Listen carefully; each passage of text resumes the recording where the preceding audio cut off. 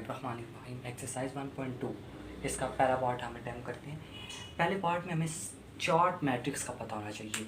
Number 1 nil, second identity, third row and fourth column matrix. सबसे पहले नील matrix. नील का मतलब है कुछ भी नहीं।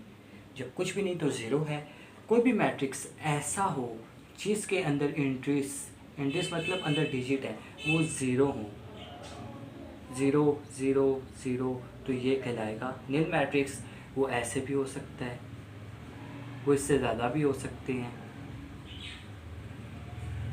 सब ज़ीरो है। जितनी मर्ज़ी एंट्रीज हो जाए सब ज़ीरो होंगी तो वो कहलाएगा नील मैट्रिक्स। उसके बाद आइडेंटिटी मैट्रिक्स कैसा होगा? इसके अंदर वन, आइडेंटिटी मतलब वन, अब इसके अंदर वन आना चाहिए। एक वन यहाँ पे होगा, एक वन यहाँ पे, बाकी यहाँ पे ज़ीरो होंगे।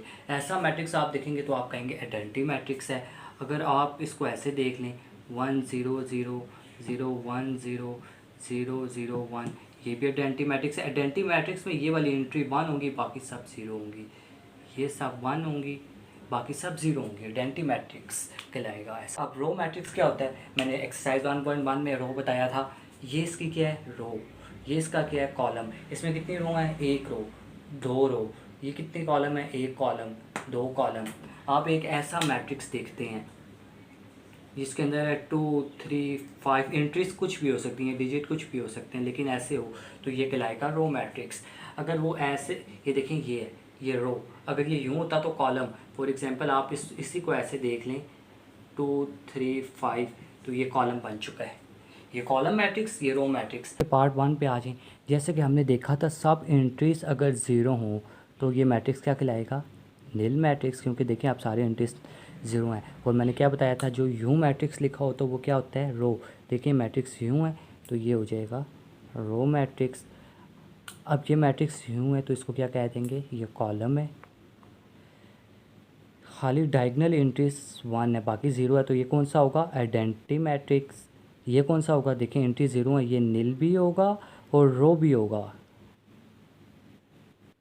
बिकॉज एंट्री ज़ीरो है, इसको आप नील भी कह सकते हैं, नील में भी शुमार कर सकते हैं और रो में भी कर सकते हैं, बिकॉज ऐसे है। इसको आप क्या कहेंगे? Column matrix. पार्ट अटैम्प्ट करते हैं। अब इसमें देखें हमें स्क्वायर मैट्रिक्स पता होना चाहिए। स्क्वायर मैट्रिक्स से आपके जहन में एक शेप आएगी। स्क्वायर की शेप क्या होती है? जिसकी लेंथ और विड्थ आपस में सेम हो। लेंथ और विड्थ आपस में सेम हो तो इसका मतलब होगा स्क्वायर मैट्रिक्स ऐसा होगा जिसमें same number of row, same number of column हो। 2 3 4 1 एक मैट्रिक्स ये देखें, इसमें दो रो हैं, एक रो, दो रो, दो ही कॉलम है, एक दो, तो ऐसा मैट्रिक्स कहलाएगा स्क्वायर मैट्रिक्स के तौर पे। मैं एक और लिखता हूँ 2 1 3 7 1 2 1 0 1। तो अब इसमें देखें एक रो, दो रो, तीन रो, एक कॉलम, दो कॉलम, तीन कॉलम। देखें रो और कॉलम सेम है तो इसका मतलब ये मैट्रिक्स भी होगा स्क्वायर मैट्रिक्स। अब इसी के ऑपोजिट हो जाता है rectangular matrix. Rectangular matrix में क्या होता है कि जिसकी लेंथ और विड्थ आपस में सेम नहीं होती, तो ऐसे शेप को हम कहते होते हैं रेक्टेंगल। ऐसी शेप रेक्टेंगुलर मैट्रिक्स में देखते हैं क्या होता है। रेक्टेंगुलर मैट्रिक्स ऐसा मैट्रिक्स होता है जिसमें रो और कॉलम आपस में सेम नहीं होती। फॉर एग्जांपल के तौर पे एक मैट्रिक्स है मेरे पास 4 5 7 1 2 3। यहाँ पे देखें कितनी रो हैं? एक दो। कॉलम कितने हैं? एक दो तीन। तो मतलब तीन कॉलम दो रो जब सेम नहीं है तो ये होगा रेक्टेंगुलर मैट्रिक्स। अगर रो और कॉलम सेम हो जाती तो ये होता स्क्वायर मैट्रिक्स। अब आ जाएं इस पे सेकंड पार्ट पे। देखिए पहला मैट्रिक्स कौन सा है? ये देखें रो और कॉलम सेम है क्या? इसमें एक कॉलम, एक रो, सॉरी दो रो, एक कॉलम, दो कॉलम, तीन कॉलम। रो और कॉलम सेम नहीं है तो ये होगा रेक्टेंगुलर मैट्रिक्स। अब ये मैट्रिक्स देखें कॉलम की शेप में तो ये होगा कॉलम मैट्रिक्स। उसके बाद ये मैट्रिक्स देखें तो इसकी एक रो, दो रो, एक कॉलम, ये एक कॉलम, ये दो कॉलम, तो ये होगा स्क्वायर मैट्रिक्स। ये है स्क्वायर मैट्रिक्स।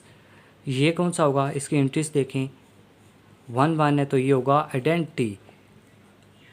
आई से आइडेंटिटी। इसकी देखें रो कितनी है? पहले एक दो तीन, कॉलम कितने हैं? एक दो, तो ये होगा रेक्टेंगुलर। ये कौन सा होगा? रो, क्योंकि देखें एक ही रो है।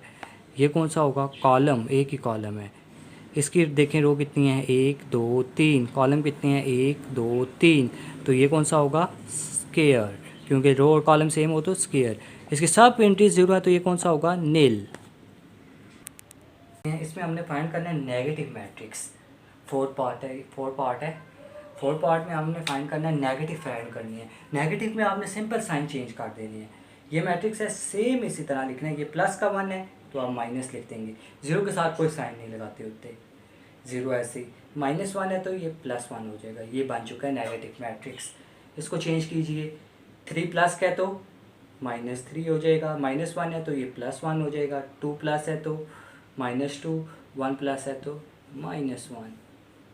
नेक्स्ट सोल्व कीजिए, ये क्या हो जाएगा, -2, -6, -3, -2। साइन चेंज करके सिंपल लिख रहे हैं। इसमें आप साइन चेंज कीजिए, -3 है तो +3, -2, 4 और -5। सिंपल ये नेगेटिव मैट्रिक्स कहला रहे हैं।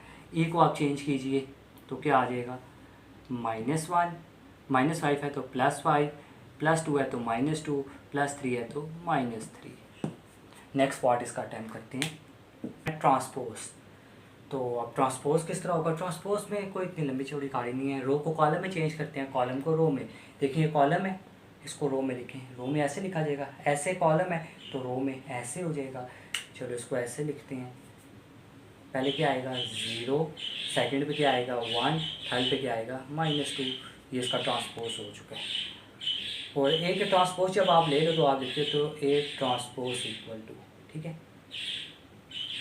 अब इसको चेंज करते हैं तो हम क्या लिखेंगे, बी का ट्रांसपोज। ये देखें रो में है तो कॉलम में ये ऐसे है, रो में तो कॉलम में कैसे आएगा, ऐसे। तो लिखें इसको ऐसे ज़रा, 5, 1 और -6। इतना सा काम है इसमें सिर्फ। सी का ट्रांसपोज आपने लेना है तो क्या लिखेंगे, सी ट्रांसपोज = इन दो को पहले चेंज करें। ये रो है, ऐसे कॉलम में लिखें 1 और 2। पहले वाली एंट्री आपने चेंज की, ठीक है, ऐसे थी आपने ऐसे लिख दी। दूसरी वाली लिखें 2, -1 है तो 2, -1। तीसरी एंट्री क्या है 3, 0 तो क्या लिखेंगे 3 और 0। पहले इसको ऐसे लिखा, फिर सेकंड वाले को ऐसे लिखा, थर्ड वाले को ऐसे लिखा, ट्रांसपोज आ गया। अब डी का ट्रांसपोज फाइंड करते हैं हम। डी का ट्रांसपोज कैसे लेंगे, ऐसे है ये तो इसको ऐसे लिख देंगे।